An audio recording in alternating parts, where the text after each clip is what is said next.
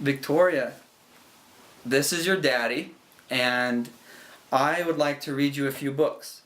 But before I do, I want to tell you how much I love you and your mommy.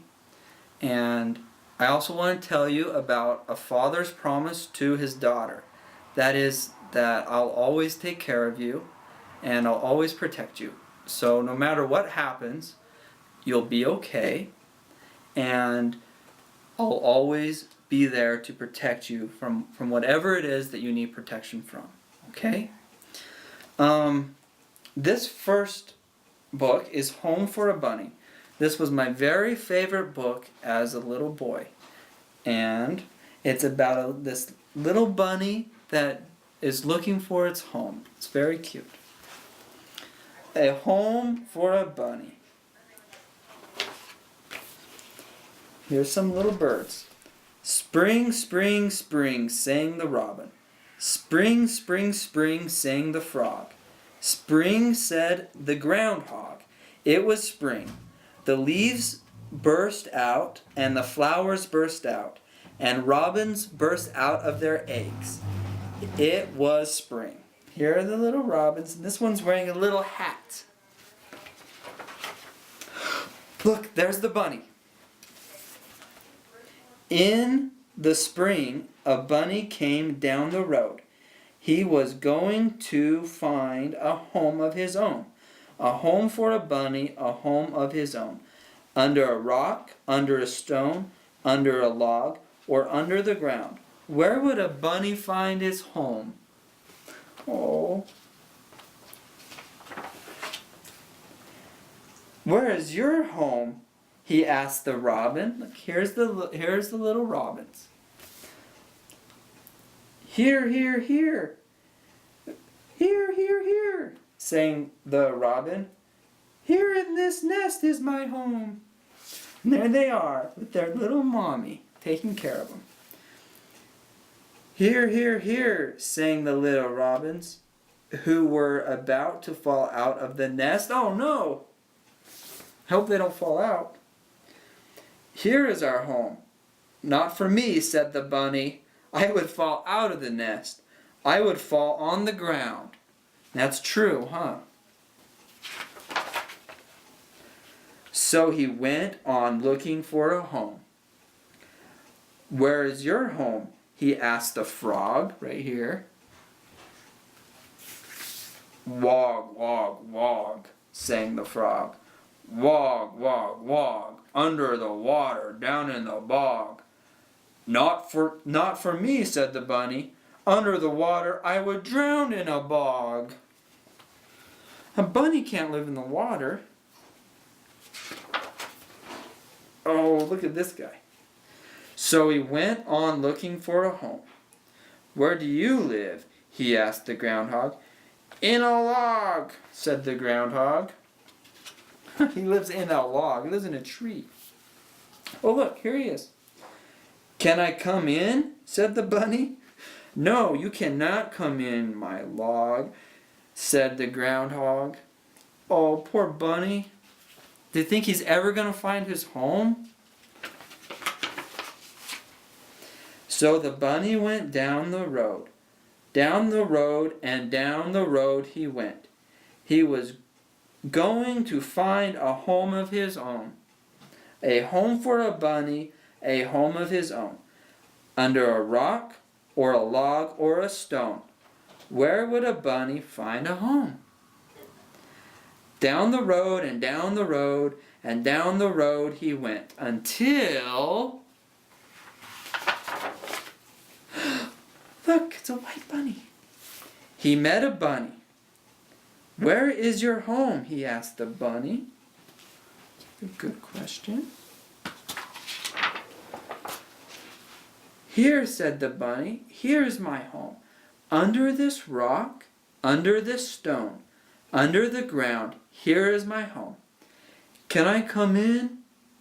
Said the bunny. Yes, said the bunny. And so he did. And that was his home. Oh, and look at them. They're sleeping. And we always pet them. We always pet them. Okay, I love you, Victoria. Sleep tight, or be nice to your mom, or just be a good little girl, okay? So, this book, we're taking an airplane trip. I bought it because I thought that you would like to learn about the airplane before we go. So you know that Daddy is going to go down there and take you and your mommy to the United States. But in order to get here to the United States, where your daddy is right now, we're going to have to take one of these airplanes. Okay?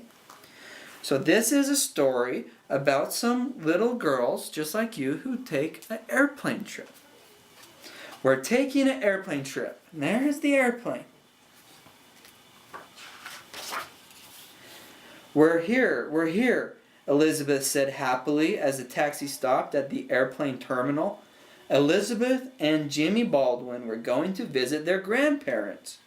It was their first airplane trip and they were flying by themselves. Now, when you take airplane, you're not going to be by yourself. You're going to be with Mommy and Daddy. Mr. Bear is a little scared. There's Mr. Bear, said Jimmy, hugging his teddy bear, but I'm going to hold him the whole way. Mr. Bear has nothing to worry about, said Mrs. Baldwin. Airplane trips are exciting. Mommy, may we sit by a window? Elizabeth asked when they reached the check-in counter. The ticket agent smiled. Let me check my computer. This is the agent here. Let me check my computer, he said. He pressed some buttons and looked at the screen. Yes, he said, I have just these seats for you. Then he gave them special flight pins to wear. The agent put flight tags on the suitcases, right here. See, look in this suitcase. It's going to go all the way to the airplane, okay, on these conveyor belts. The agent put flight tags on the suitcases and set them on a conveyor belt. As they went through the door in the wall. Where is my suitcase going? Asked Jimmy. Down to the baggage handlers, said his mother. They will put it on the plane. So that's what happens. Oh my gosh, look at the airport. Look how busy it is. Look, people on the phone, getting the shoes polished, eating lunch, buying souvenirs, going to the bathroom. The ticket agent gave Mrs. Baldwin boarding passes and told her that the children's plane would be leaving from gate 9. On the way, the Baldwins saw all kinds of stores and restaurants full of people. Jimmy liked the busy terminal, but he said he held on tightly to his mother's hand, and Mr. Bear too. So that's what you need to do when you're in the airport. You need to hold on to your mommy's hand. And you know the airport. You've been there a few times when you drop Daddy off to fly back here. That's at the airport. They stopped at the security area where security agents were making sure that no one carried anything dangerous into the plane. See, these bags will go into the machine, and these guys make sure that everything is safe in the suitcases. So we're safe when we fly. Elizabeth and her mother put their bags on the conveyor belt to be checked in by the X-ray machine. Then they all walked through the metal detector. This is the metal detector right here. Oh, look, and you can see the little X-rays. Look, there's the plane. There's the plane. It's a big plane. There's a plane too. That's how Daddy flies down to Bolivia. And that's how we're going to get you here with Daddy. With your mother. While they walked in the departure lounge, Elizabeth and Jimmy looked out the big windows and saw their jumbo jet. Mechanics were checking the engines. Fuel was being pumped into the tanks in the wings. Baggage and supplies were being loaded on board. The guy checking baggage, gas. My goodness, look, that's a pilot. Finally, it was time for Elizabeth and Jimmy to board the plane. They went with their mother ahead of the other passengers. The flight attendant, named Becky, showed Elizabeth and Jimmy where their seats were. "I will take good care of the children," Becky told Mrs. Baldwin. "But you don't have to worry. When you fly, you're going to be with Mommy and Daddy. Okay, you're going to be with us, and we're going to take very good care of you all the time. Not just when you're on the airplane. We'll take care of you all the time." Mrs. Baldwin kissed Jimmy and Elizabeth. "I have to go now," she said. "I'll call you tonight. Have fun." Jimmy looked worried, but Becky told him that she had a special treat for him. Becky took the children to the cockpit and met the crew. The captain, the co-captain, and the flight engineer explained the flight plan and some of their instruments. Look, this is how they fly the plane. You take that down and the plane goes up. Then Becky, whoa, this is the big plane. Look at that. You can see right inside, huh? That's the engine. There's the engine. Then Becky took Elizabeth and Jimmy to see the rest of the plane. The jumbo jet was very big. Yes, it is. It had seats for hundreds of passengers. There were several galleries where the flight attendants prepared the passengers' meals. Yeah, there'll be food on the plane.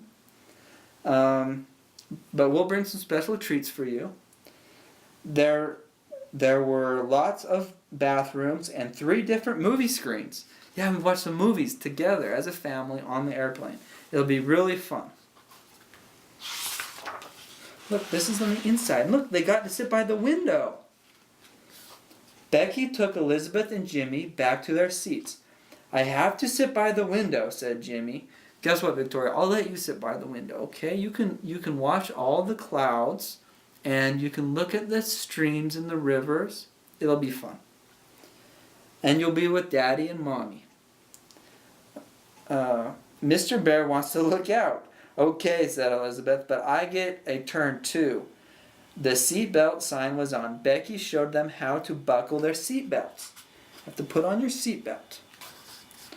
Soon all the passengers were in their seats. The flight attendants stood in the aisles to show them how to use the safety equipment. Jimmy was looking out the window. There's Jimmy.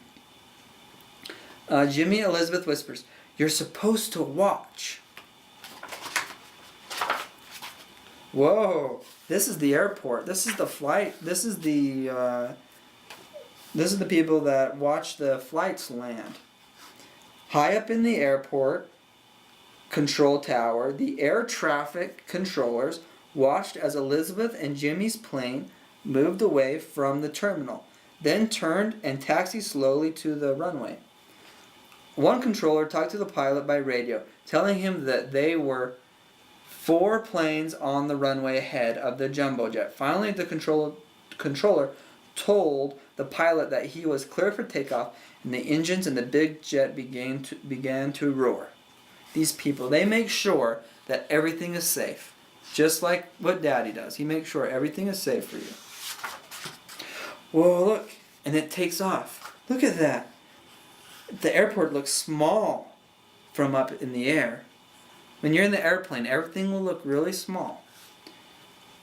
The plane raced down the runway faster and faster.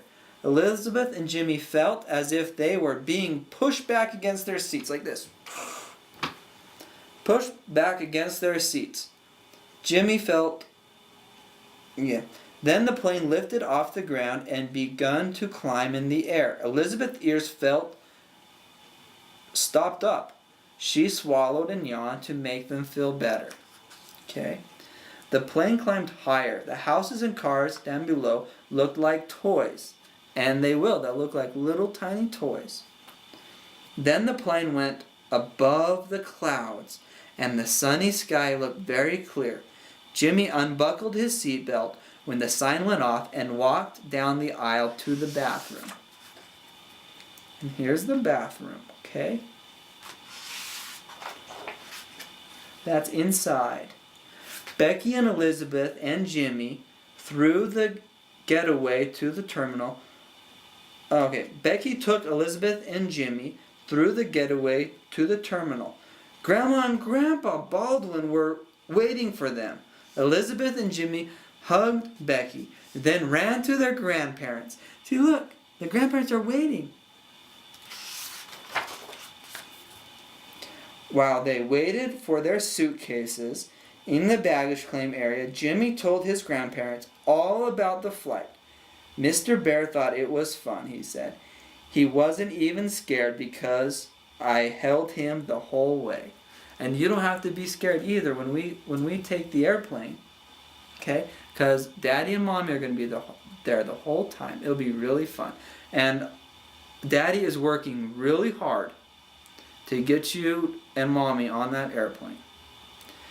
So I want you to know that I love you, and eventually we'll get you on that airplane with Mommy, okay? The very last book is Angus Lost, and this was one that I used to read when I was little too. It's about this really smart puppy. I was very impressed with the intelligence of this puppy, so I thought I would share it with you. And you're smart too, little Victoria. I'm so proud of you. You are just so smart. But let's learn about how this puppy was smart. Okay. When winter came, Angus grew tired of the same yard and the same house and the same cat. Well, we all grow tired of the cat. And the same things he knew all about. Oh, that's cute. Angus was curious about other places and other things, such as where the milkman came from. Oh, I'm sure a dog is very curious about that. Where the wide road. Okay, Victoria, like what I was saying before, Daddy loves you very much, and he loves Mommy too. And this book is about this smart little puppy. Now, it's a smart puppy, but it's not as smart as you. You are very smart, Victoria, and I want you to know that I'm very proud of you. And no matter what you decide to do with your